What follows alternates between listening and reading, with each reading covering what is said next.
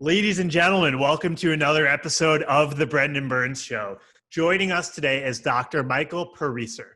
Dr. Pariser is a psychotherapist in private practice in Los Angeles, California. He has more than 20 years of experience treating emotional issues. Dr. Pariser is a certified psychoanalyst who practices from a contemporary relational model. He is also the author of No More Mr. Nice Guy, The Hero's Journey, a step-by-step guide to becoming an integrated male. Dr. Pariser believes that at the heart of all mental health issues are feelings that are experienced as unbearable, so they are replaced by oversimplified approaches that don't work in the real world. The solution is to reintegrate your feelings, which will provide a greater sense of freedom, effectiveness, and aliveness.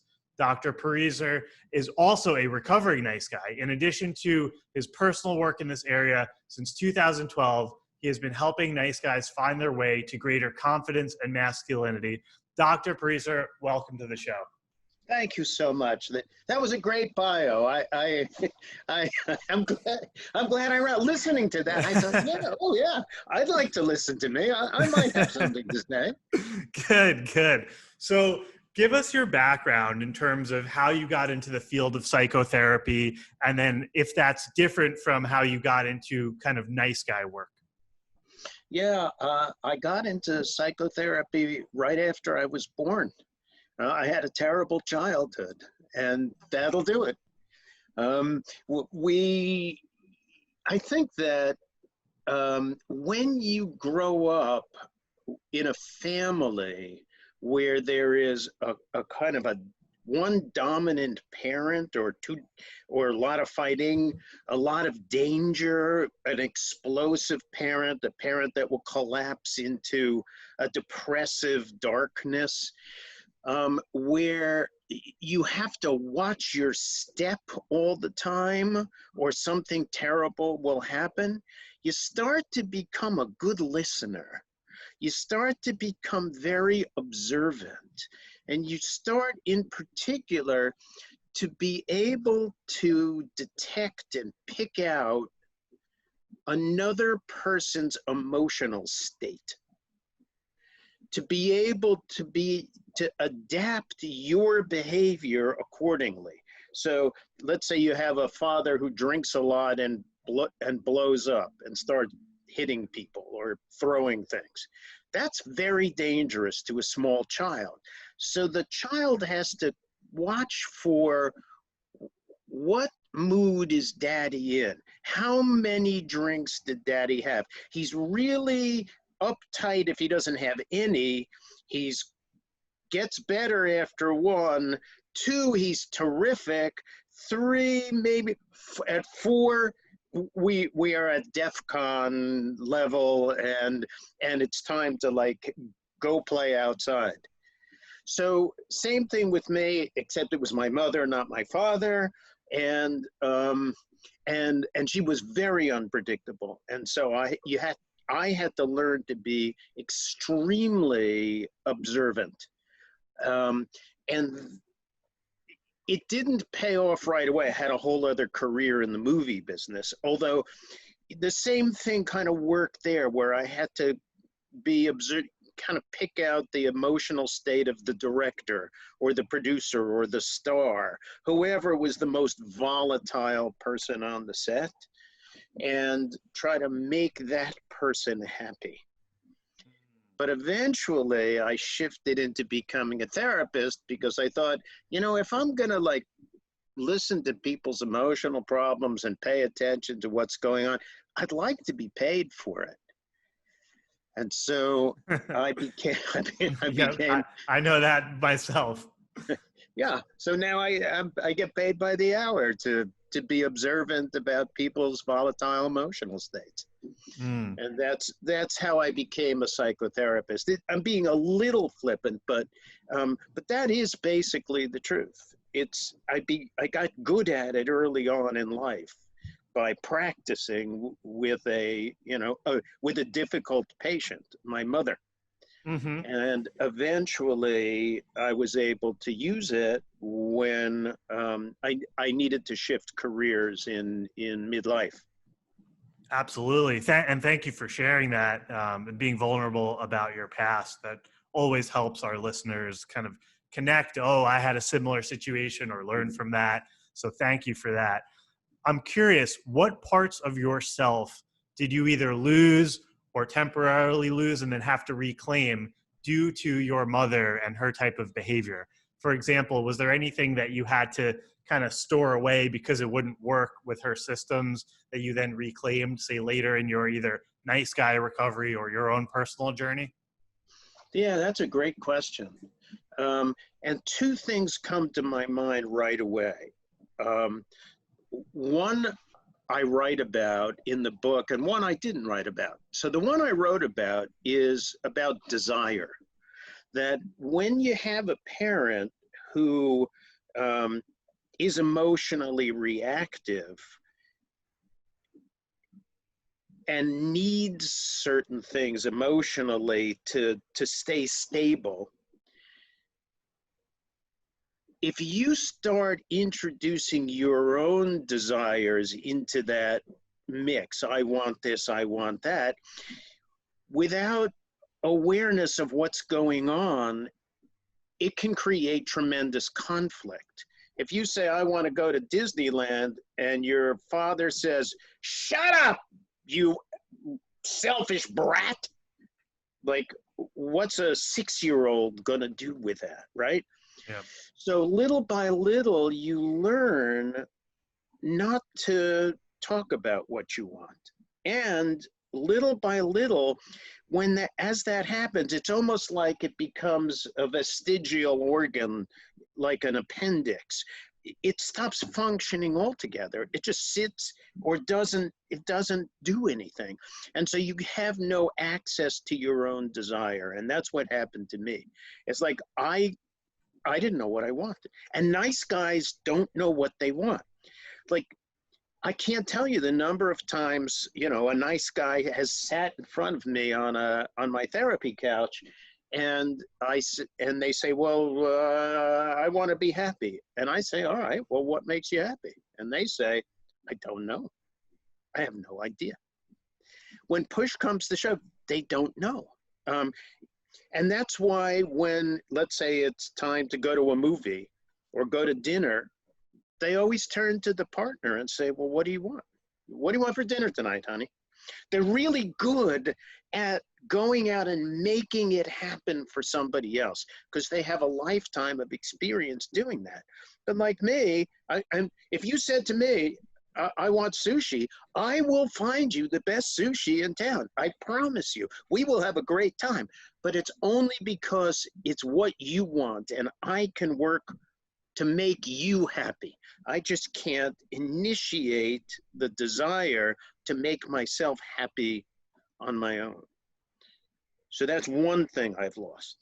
Yeah. The other thing that I lost was a sense of myself as a worthwhile and valuable and lovable person.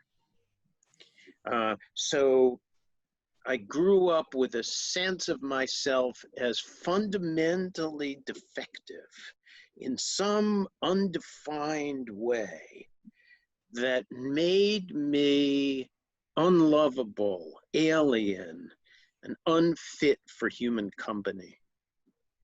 And so the sense of myself as warm, lovable, of value to somebody else had absolutely no place in my life. And both of these I'm sorry, just to finish, it left me moving, generally speaking, or living inside of a black hole, which I describe as my own personal hell.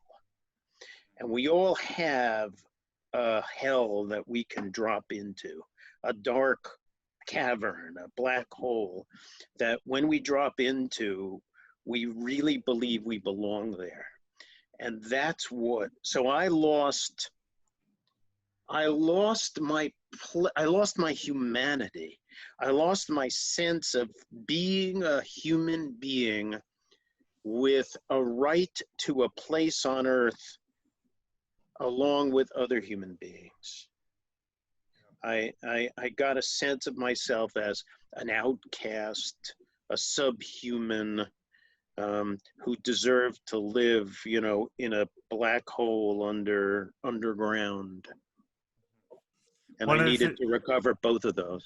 yeah. And Dr. Pariser, I want to thank you for, again, going deep here, because I know you're not the only one out there who has experienced this. And my old coach used to say to me, Brendan, you're not suffering from terminal uniqueness. So thank you for I like that. being, thank you for opening the kimono here. And I certainly resonate in my own past with my parents and my experiences.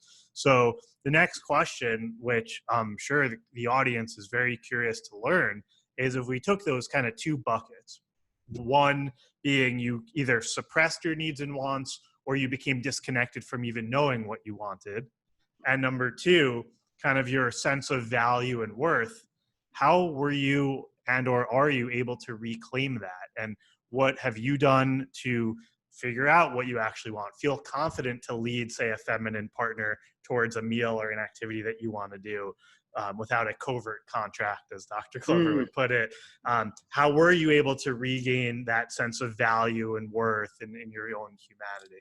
I know those are kind of bigger questions, so take your time, break those down one by one if you'd like. All right.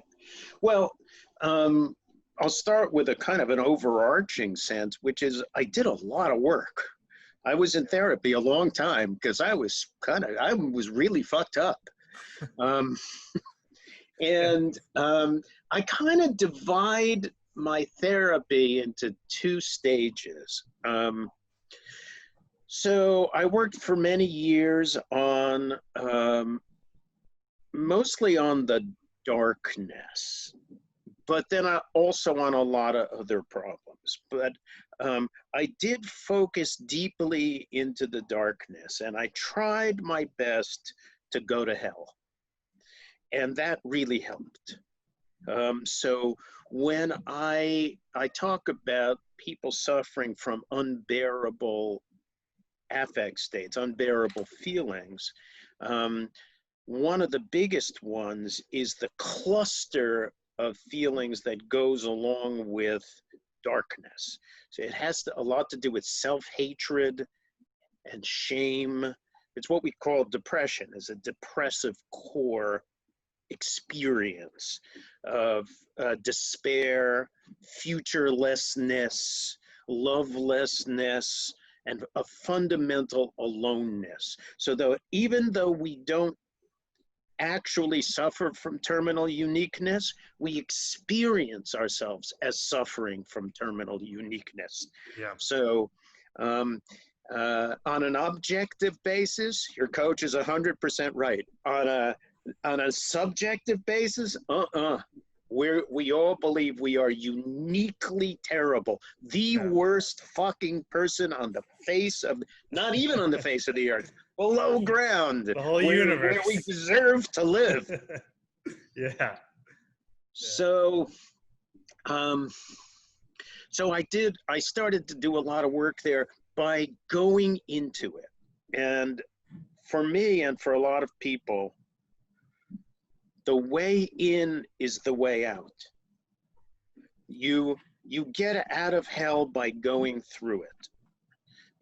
There's a quote that I took from Dante that I have in the book, and it says, "The gates of hell open from the inside." So you can't just make it go away. You've got to kind of experience it, integrate it, and then you can kind of escape from its prison. It becomes part of you rather than you being part of it. I for sure agree with that. And in my own personal journey and the people that I work with, a lot of times people come to me and they say, Brendan, I want to be rich and happy. And I say, do you really want it? Because if you want to come on this journey with me, forget the rich, the happy, connecting to your emotions, healing your wounds. You got to get in there. And it's like when I first started studying for the SATs, you learn a whole new way of thinking, and then your test scores go down before they go up. And That's right. sometimes it gets messier before it gets better. So I really appreciate the sentiments of that advice. Anything else, maybe in terms on the other bucket of kind of learning more about what you wanted and what you needed? Obviously, when we have parents who don't acknowledge our needs because they're so caught up in what they need to survive, and they yell and scream and cause pain when we express ourselves, we certainly will suppress what we want in life. And that shows up in our friendships and our relationships and that self relationship. So how were you able to both connect with what you actually wanted and needed in life and get more comfortable kind of speaking your truth? That's something that I've been very focused on lately, is speaking up directly to clients or friends and having some of those crucial conversations and holding your ground. Mm-hmm. Absolutely. And that's something that I really got after I read Dr. Glover's book, No More Mr. Nice Guy. What happened was, I kind of went through the darkness and I became kind of more human. But as a human being, I found myself dealing with this problem and this interactive way of being that didn't work, and that fundamental thing that I kept tripping over. And it was like being in a swarm of bees, and you would get rid of one and get stung by two more over here. And I couldn't really make sense. And I kind of despaired, I thought maybe, maybe I just have to live with being a dysfunctional human being all my life. And I guess I wish I could be like other people. Yeah, I get it. Maybe I'm not fundamentally unlovable and defective, but I got a lot of problems and I don't know what to do about them. And if I were to take them one at a time, it could take me hundreds of years of therapy to actually, get my shit together. Like, it'll be on my gravestone. I finally got my shit together. So then I read No More Mr. Nice Guy, and it changed, because what happened was suddenly the swarm of bees had a hive, and a queen. So that the picture started to, I got perspective that I didn't have before. It was like getting out of the swarm and taking a step back and noticing what was going on a larger scale and why I kept getting stung. And once I started understanding that and working on the kind of central issues, I could start to say things like, you know what? I could notice that I was not putting out what I wanted. I was doing like all kinds of tricky things to avoid saying what I wanted. I was doing all kinds of like deceptive maneuvering to stay away from my honest expression of what I want, what I need, what I feel, what I like, what I don't like, what I don't want. And in the belief that that was going to get me rejected, which of course would send me back into hell, right? So finally, I could hear, and like, A, I wasn't unique, and B, this was the problem. And so one of the things that I started doing is making a conscious effort to reanimate my own desire. And it's, in the beginning, I didn't have a coach for this, even though I was in therapy and I had a really good therapist who could say things like, it's okay to want things, and it's okay to say what you want, and it's okay if people don't like that. It wasn't all that reassuring. So I started, I had to go out and practice. And I had to, and I also didn't know how to do it. So I made a decision. Okay, next time I'm in some interaction where there's a choice to be made, I'm going to say what I want. So I think, I can't remember what it was. It was, what do you want for dinner, or like a dinner or a movie or something like that. And because I thought I better start small on this one, right? So I think what I did was I went in, I was living with a woman or dating a woman, and I just sat by myself, I can't remember, in the bathroom, the bedroom, something. And I just stayed there for an hour thinking about what I wanted for dinner.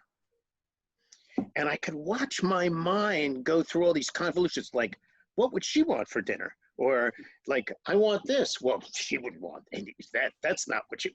And I had to like kind of work my way through all of that until I finally could get to the place where I could say, okay, this is what I want for dinner. Like, I had to pretend she was not alive. She didn't exist.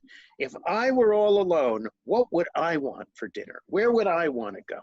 If this were my last day on earth, where would I want to go for dinner?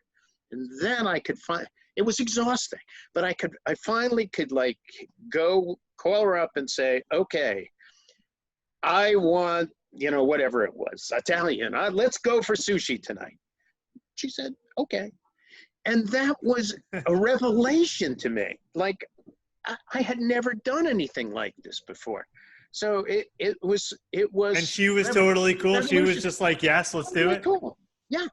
But Wow. what I've discovered over time is it doesn't matter if she's not cool with it. Not because I get to dictate, but because it's not about I get what I want all the time. It's about being able to put out what you want, what I want, and then you put out what you want, and then we'll deal with it. We'll negotiate. I want Chinese, you want Italian. Okay, great. So how about we have Chinese tonight and Italian tomorrow, or Italian tonight and Chinese tomorrow? Or how about we see if we can find an Italian-Chinese restaurant? Or we go to the food court and I can have Chinese and you can have Italian. Or how about we blow it all off and go out for steak, or stay home and like watch TV and eat scrambled eggs. You can do anything you want, but you got to start from a place of honest desire. And thank you for sharing that. And I'm curious, when you think about the ability to get in touch with what you actually wanted when you were sitting in that room by yourself, it would be encouraging to hear how that process has developed for you, because I certainly resonated with in the beginning, it would take me an hour. Then it would take me 30 minutes. Then someone says, what do you want? I just say sushi. And I said, can't believe I just said that. Right. And I'm curious how that evolved for you, and for when you're working with nice guy men in your work. What do you see in terms of that initial episode and then how it evolves over time? Well, just like you're saying, it starts at an hour, then it's a half an hour, and then it's much more automatic. Although I want to be clear that, like anything else that you learn in life, A, there is a learning curve. B, the learning curve is not linear. It looks like this. C, you can always, under stress, you can always fall back to what you did before, particularly if you're not paying attention. And D, it's okay to fuck up. To fuck up is human. So if my shit is going and I just turn to my girlfriend and I say, what do you want for dinner? Okay, I fucked up. And I can go back, I can say, wait, well, hold on a second, let me think about what I want for dinner before I just put this all on you. Or if I'm not even thinking that and I look back on it, and I think, oh yeah, we're eating sushi tonight. I didn't really want sushi. What are we eating sushi for? Well, she said she wanted sushi. Well, how did that happen? Well, I just asked her. Okay, I fucked up. So I can forgive myself for fucking up. Okay, and I understand I fucked up, and hopefully next time I'll be paying more attention. Mm-hmm. Yeah, that's really helpful. to flesh that out. Now, one of the things I've noticed with nice guys is, that learning how to express wants and speaking up is a critical part of the recovery. Mm-hmm. And once nice guys are able to start speaking up, like we've been talking about here, then, as you mentioned, the girlfriend, partner, friend, whatever, is going to say, I hear that this is what you want, but I want this. And Okay. obviously you mentioned the ability to compromise. However, it's not always that easy for a nice guy to now start to freely express their wants. And then you're getting what might feel like a perceived rejection or anger or frustration coming out, because there's that kind of narcissism or that emotional work that the nice guy is still doing. And this is from personal experience of, as I started to share, hey, I want Italian or I want Chinese. And then my partner says, well, I want this. And then I start to get really angry at them, right? And, Right. because your sense of control is threatened and you're already vulnerable because you're speaking your wants, which might be new and uncomfortable. So any advice that you give that either you experienced personally or that you give to nice guys, if this wasn't as much of an issue for you, is once they get over that hump of expressing their wants, how do you then sort of peacefully and fairly negotiate? Because I've seen, both with myself and people I coach, one pendulum side right over to the other, from way too passive to, oh, now I got my voice. It's my way or the highway. Right. And so, yeah, and what you're saying is right. There's a pendulum swing, and what has to happen is that there's something that's kicking in, and what's kicking in is what I would call a sense of entitlement. Like it's not just, hey, now I'm saying what I want, so I want to have that. It's more like there's still an underlying problem. And the underlying emotional problem in this one is, I've sacrificed my desires all my life. Now it's my turn. Now I'm supposed to get, it's when Glover talks about a victim puke, like the nice guy gives and gives and gives, and when he finally asks for something and doesn't get it, he blows up. Mm-hmm. Same thing. And I think here's a good chance. I think a way I might address it with somebody is to say something like, history doesn't count. Mm-hmm. Just because you gave the last 100 times doesn't mean she has to give this time. It would be nice if she did, and you could raise that. I gave the last 100 times, I want to get this time. But you're not entitled to it. Mm-hmm. There's a lot of, the term deserve gets thrown around a lot these days. I think particularly among the privileged, like, I deserve a good life, or I deserve to be happy, or I deserve to be loved. And the answer is, no, you don't. You don't deserve squat. You deserve whatever other human beings deserve, and you deserve whatever you worked for and earned, or you deserve what you contractually, are obligated to receive. But that's it. You're not required to have somebody agree with you. You're not required to have people go along with you. And so that's the first thing that I would kind of hold in mind. And the second thing is this, and it's an experience rather than say something I would say to people, although I might share my experience. It goes like this. The Rolling Stones song, "You Can't Always Get What You Want." That's a mantra for me. And it goes, and there's a shift that goes along with a shift away from a sense of entitlement. I like the word want, and I don't very much like the word need. And here's why. If I say to you, I need this from you, that puts you in the position of having to give me something, or else what? Or else you're not my friend, you don't love me. If I really need it and you withhold it, fuck you. can I really trust you? But if I say I want something and you say, well, I don't particularly want to give that to you, all right, I could live without it. If I say I want Italian and you say I don't want Italian, I can live without Italian food. I can't live without food. I need food, but I don't need Italian food. I can, you know, Chinese sushi is sustenance too. Yeah, the word need kind of just takes on that controlling that other side of the domineering pendulum, whereas the I want is the in the middle. And then if you went to the other side of the pendulum, it would be, oh, whatever. I don't want anything, need anything, Right. like too passive. Yeah. Right. I like So, that. right. And so the term need, when I use it, I always keep in mind need is always in order to. Want stands by itself. And I'll break that down. So let's say I want sushi. That's a good enough reason.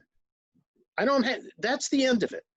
I want to go to Tahiti. I don't want to go to Disneyland. Okay, that's a good enough reason. I don't have to justify it. Need is always in order to. I need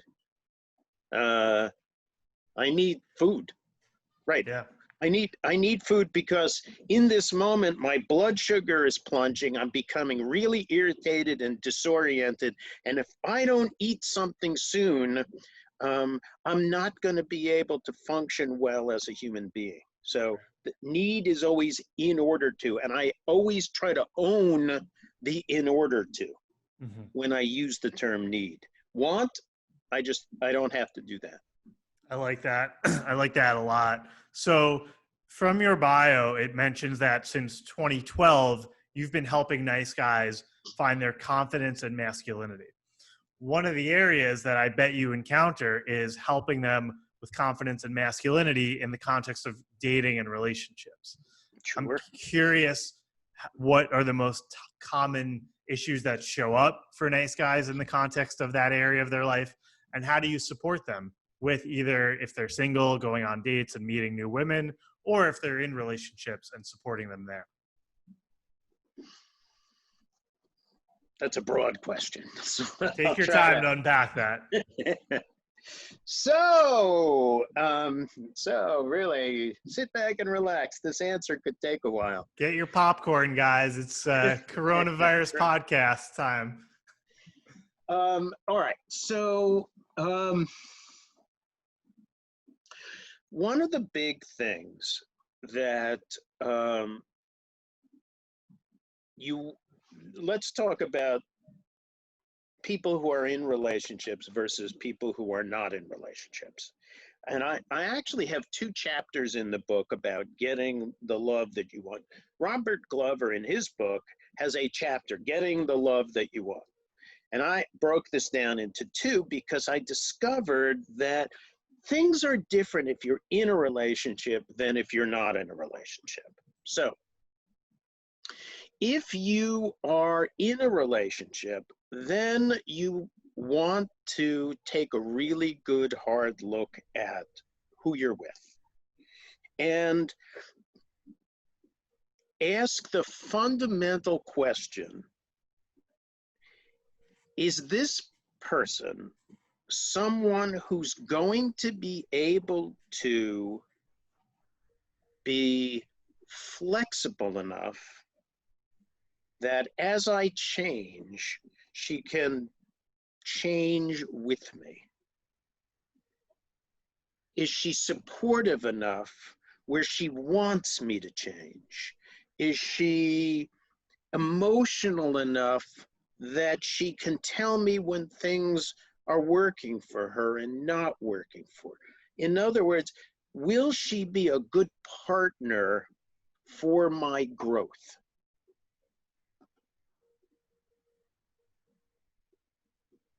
Well, yeah, go ahead. I would say half the time the answer will be yes, and half the time the answer will be no, because in my experience, nice guys date 2 kinds of women. Glover talks about them dating one kind of woman, which is a fixer-upper, project, damsel in distress, right? But there's another kind of woman that nice guys date, which is nice girls. They like women go from the bad boy to the nice guy. Guys go from, kind of project, emotionally reactive women to nice girls.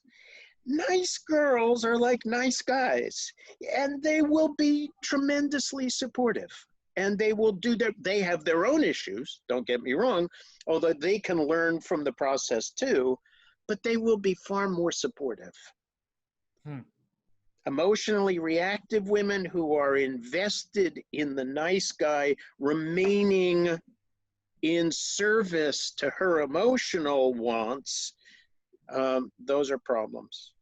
And the answer will probably be no, you're going to have to make a change. And I repeat a warning that Dr. Glover gives in his book, which is if you go down this path of growth and change, one of two things is going to happen to your relationship. Either it's going to get a lot better, or it's going to go to a well-deserved grave.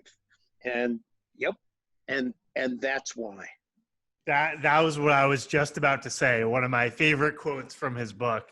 And it's interesting because, like you said, there are a lot of women out there who, even though they might on the surface complain about the man or the relationship, they like the system that they've co-created with the nice guy, where they can be in charge, where there's this drama, it's playing out their past or for whatever reason. And then once that, and I remember being in a participant in a group one time where the man actually dropped out of the program because the wife said, if you continue to do this work, I'm out. And that was her way to try to remain in control of him and the situation. And so that's where obviously that latter part of Glover saying it will be sent to a long overdue grave applies. So certainly, can I add something to what you just said? Sure. He didn't drop out because she said that. He dropped out because he was too scared to do it on his own. Yep, well said. Yeah, absolutely. I don't want to make it that it was either her fault or that he wasn't empowered to do it himself. He consciously or unconsciously, whatever, he chose to leave and to put that probably not functional relationship ahead of his own path forward. That's right. That's an important distinction. He prioritized safety over growth. Exactly. Well said. So let's talk about the dating realm of a nice guy. And here's another place that I pick up on something that Robert Glover says. He said he kind of interviewed, after like talking to a lot of nice guys and interviewing them, he came up with a short list of qualities that you want to look for in a woman. And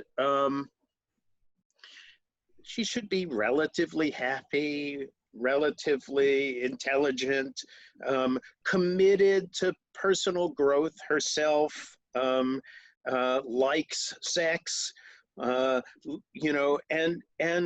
is listens as well as talks, and so that there's a sense of someone who can build a partnership with you, rather than somebody that you have to serve. And I would add that taking your time is critical in order to find out whether or not the woman has those qualities. And here's where nice guys' problems tend to go around in circles.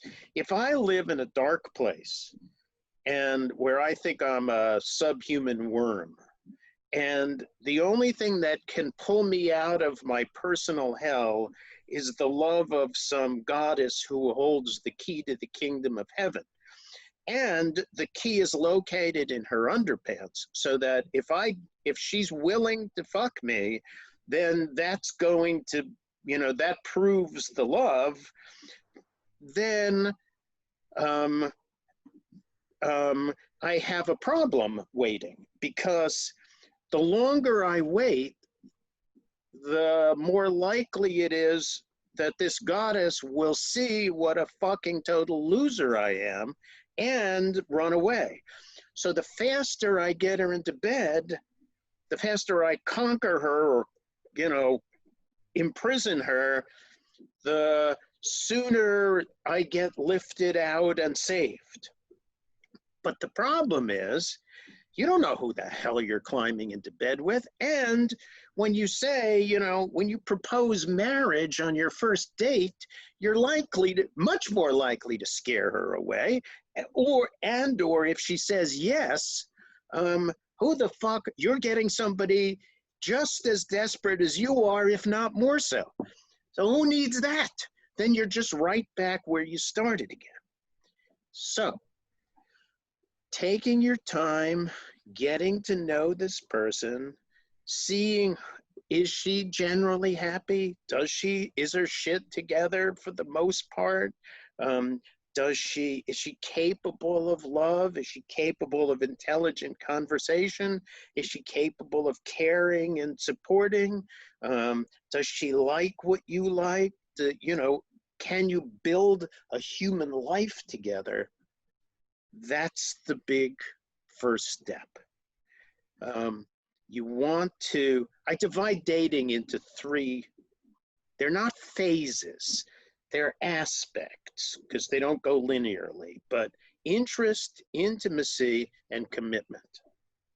Interest is, I'm interested in you, I'm interested in talking to you, I'm interested in doing things with you, I'm interested in your life, I'm interested in what you think and feel, I'm interested in having sex with you, I'm interested in whatever, possibly, kind of getting to know you better. Intimacy is the process of getting to know somebody. Interest starts right away. Intimacy starts right away, but can take a long time, take a lifetime. Commitment is two things: a sense of being attached and a contract. And this is where the problem comes. People, nice guys, want to make contracts before they get to know somebody. They want commitment before intimacy, because they're scared that the process of intimacy means they'll get rejected. So they want commitment right away. So they're proposing marriage over the first date, or they're talking about living together after a month. They're saying, I love you. They're glomming on. They're making commitments before there's the process of really getting to know the other person. So. Yeah, that's great. So slow down, kind of look for these types of qualities in women when you're dating, and trust your own worth enough to pursue the interest and intimacy before commitment. Right. And trust your gut feelings. If you start dating somebody and you're getting these funny feelings like, I don't know, trust them. Yeah. Trust them. Yeah. This is not the only woman in the world. Yeah. She might be beautiful. She may be the most beautiful woman you ever met.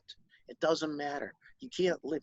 There's an old joke that goes, or an old line that goes, for every beautiful woman sitting alone at a bar, there's a guy who got tired of fucking her.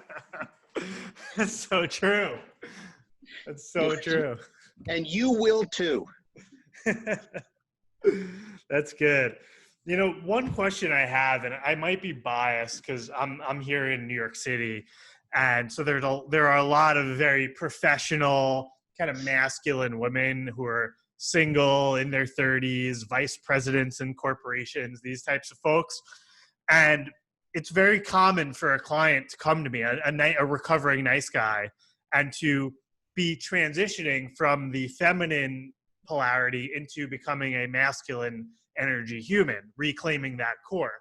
And then they ultimately wind up being in a relationship where they're too masculine. And so obviously, like you said earlier, you want to be with someone who's committed to their own personal development. And so, but putting that aside, just saying, okay, someone's single, a nice guy is single and transitioning into their masculine core, how can they identify a more feminine energy woman? I know every human has both a masculine and a feminine Mhm. side, but is that something that you ever think about in your life or your practice in terms of different things to identify when a man who is maybe even new to claiming their masculine energy is now more confident to be a provider, and what sort of things should they be looking for when dating? Yeah, good question. What I would say is something like going back to trusting your gut for a second. A thing I like to do is feel my way through life. And so I always want to be as in tune and in touch as I possibly can with my own emotional instrument. Like I want to feel the resonance, the feelings. And so does it feel good or feel bad or feel this or feel that? If I am transitioning from more feminine energy, more passive, more compliant, to to taking the lead, setting the tone, being in the driver's seat.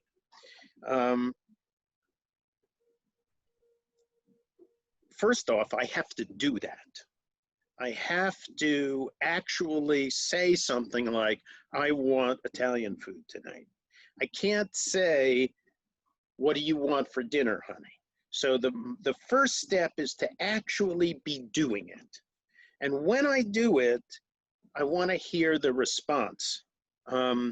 So if the response is, gee, that sounds nice. If the response is, yeah, I don't really want Italian, but we went where I went last time, and maybe I'll go with you, or I'll find something, I'll make it work. Not that the other person should be 100% compliant, but she needs to honor what you're saying, and eventually, and not want to be taking the lead herself. There's only room in the driver's seat for one person. Every relationship, if every relationship has a husband and a wife, there can only be one of each. Otherwise, and it doesn't matter what gender they are. Nice guys are the wife. That's okay. You can actually, by the way, and this is a tricky thing, but I'm somebody who is I try my best to be genuinely non-judgmental. If I decide that what I really want is to be the wife in a relationship, and I want a ballsy woman who goes out and takes the lead, and I'll cook omelets, that's great. You made that decision consciously. It is what you want, which is not a nice guy approach. It's honest and direct. Mm-hmm. But if you decide that you want to be the husband, you have to have somebody who's going to go along with you, because otherwise you'll either be fighting or in some kind of tricky situation that's going to be hard to negotiate. Can I tell a story? I'll Go tell a quick ahead. story. So this thing, as you could see, I like to use, what do you want for dinner, right? So I had a guy come to me, true nice guy with a very tough wife, right? And we went through the thing and, go off by yourself, figure out what you want, say what you want for dinner. He did that. He said, I want Italian, right? And she said, I don't want Italian. And so, because he was working with me, he said, oh, okay, I'll tell you what, we'll go where you want tonight if we go for Italian, or we go where I want next time. She said, great, fine. So we did that. They went wherever they went. And the next time he said, okay, now it's my turn. I want to go for Italian. And she said, no, I won't go.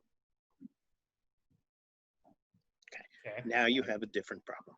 Now you have to decide, okay, That's a husband.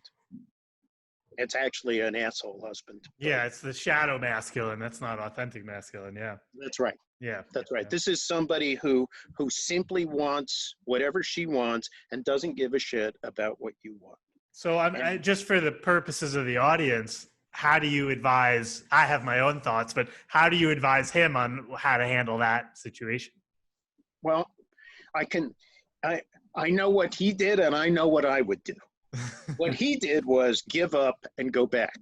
Now, I don't want to be overly critical. He had a small child. Right. And that's a huge factor. And he didn't want to get a divorce. So what I think he basically said was, okay, I will take my balls and cut them off and put them in a safe deposit box, and in about 18 years, I'll get them back. Oh, I can't live like that. of course. So I would say, honey, we have to talk about this.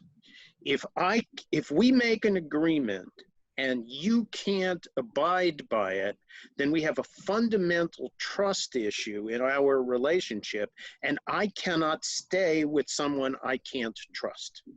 So I'm going to give you a choice. Either you abide by your commitments or we're through. That's a hell of a boundary.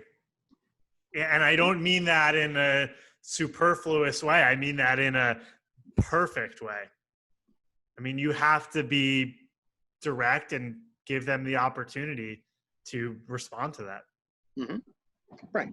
Yeah. And I'll be willing to kind of work a little bit. If she said, well, gee, that you're absolutely right. I wouldn't want you to lie to me about and not live up to your commitments. And so I guess I have a problem, but I don't know what to do. I'm willing to go to therapy, couples counseling. All right, we can work on it together. Yeah. But ultimately, you have to agree that that's what has to happen. Yeah. The only thing I would maybe not necessarily include the first time of that issue coming up was, and if you don't do this, we're through. Not because it's not true necessarily, but because that could send a woman into some kind of her own panic mode. But I mean, yeah, it's funny. The next question I was going to get into was setting boundaries, and you jumped the gun. And that to me is a great example of setting a relationship boundary. Yeah. I wrote a whole chapter in my book on assertiveness. Yeah. And which is an additional chapter. It's not in Dr. Glover's book. And I said the same thing that you just said, which is, to set a boundary is not defined by words. A boundary is defined by consequences. And so I will wait, if need be, to introduce the consequences, because if I don't have to, if the other person will go along, then I don't have to introduce consequences.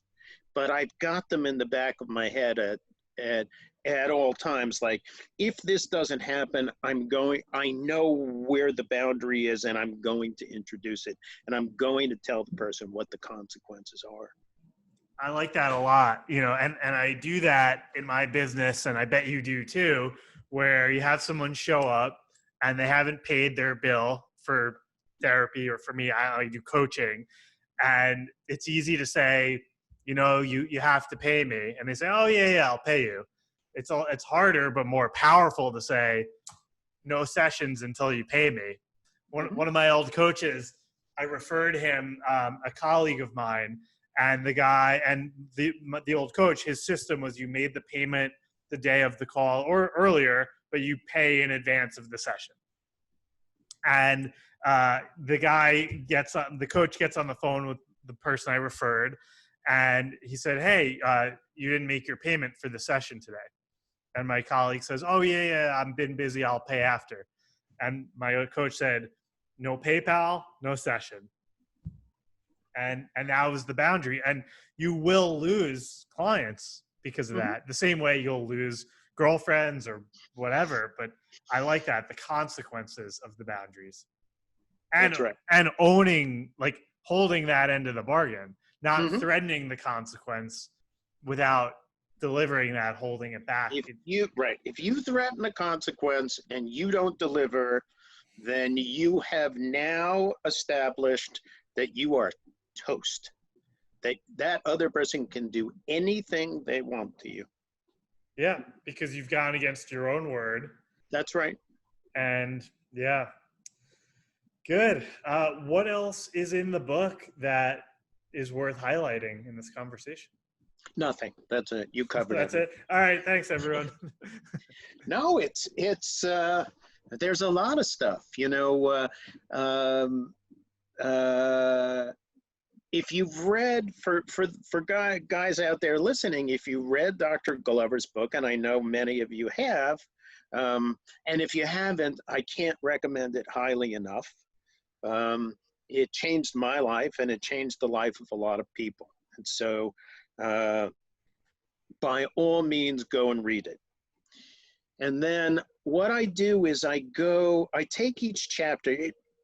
Dr. Glover has in his book what he calls breaking free activities. And there's about 40 of them or something like that. But they're a bit on the sketchy side. And it's what actually prompted me to write this book, because guys would buy No More Mr. Nice Guy, they'd read it, they go, oh yeah, that's me. Now, what do I do? And they would try to do the exercises, but they found them kind of hard to do and not really easy, like kind of vague. And so I said to Dr. Glover, you got to write a workbook, with takes people through. And he said, I don't want to. So I said, I'll write it with you. And he said, I don't want to. You write it. So what I did was I took some of his breaking free activities and exercises I created, and for every chapter in his book, there is a chapter in my book that takes the basic concepts he talks about, and for each one there's an exercise, and for each exercise, there's an introduction, there's an exercise. Each exercise has several steps, so it really does take you through step by step. That's no joke for the title. It's step by step. Every chapter has 3-4 exercises. Every exercise has 2-3-4 steps, makes it very clear how to do it. And then after the exercise is an example of how somebody did it, or how you can do it, or what it would look like in a hypothetical situation. So everything that's in the book and more has a chapter in my book. So there's a huge amount. That's excellent. I'm just curious, have you ever gone down to Mexico and either hung out with Glover or gone to one of his events? I know he moved down there. I don't know when, but I'm just curious. I think he moved down about 5 years ago, and yeah, I've been down there. Well, we've become friends, Dr. Yeah. Glover and I, and so I've gone down and hung out with him down there. And he comes up. I live on a boat in Marina del Rey, California, and when he goes to Seattle to visit. He has a mother there and some friends. Yeah, I know he was living there before. Yeah. Right. So when he goes back and forth, a lot of the time he'll stop in Los Angeles, and then he stays on the boat. And we hang out and we eat dinner and we have the conversations about nice guys, about life, right? Yeah. In fact, yesterday we recorded a conversation that's going to be part of like a goodie bag or a freebie that you get when you buy the book. So it's fun. We have a good relationship, and so yeah, I've been down there, and it's nice. I met his wife. I met their kids. It's fun. He's such a good guy. Yeah, it's great. I didn't really know about this kind of whole nice guy culture. I was recommended the book years ago, but in my journey, I dove into the book hardcore last year. I was a classic nice guy in the midst of a nice guy relationship with an angry, depressed woman. We split up in the fall of last year. And Congratulations. yes, thank you. The relationship, we both got a lot out of it. And I remember when I picked up that book and I started expressing myself, I did like a page a day. I don't know if you know this, but there are like nice guy groups all over the US. And there was a nice guy group in New York City, and I went to it. And you bring the book and you would do a breaking free exercise with everybody. But if any nice guy groups or group leaders are listening to this right now, this workbook would make a lot more sense, because as you mentioned, the breaking free exercises are few and far between, scattered throughout the book. So that's really helpful. And Dr. Pariser, author of No More Mr. Nice Guy, The Hero's Journey, a step-by-step guide to becoming an integrated male. When does it come out? Where can people get it? It's on Amazon. It will be an ebook and a paperback, and I just got a contract to record for an audiobook, so it'll be on all three media. And it goes live officially. You can get it July 14th. It's now July 3rd, I think, so in 11 days. And there is a pre-sale button now so that you can go ahead and order it. It's $9.99 for the ebook on Amazon, and that's where you get it.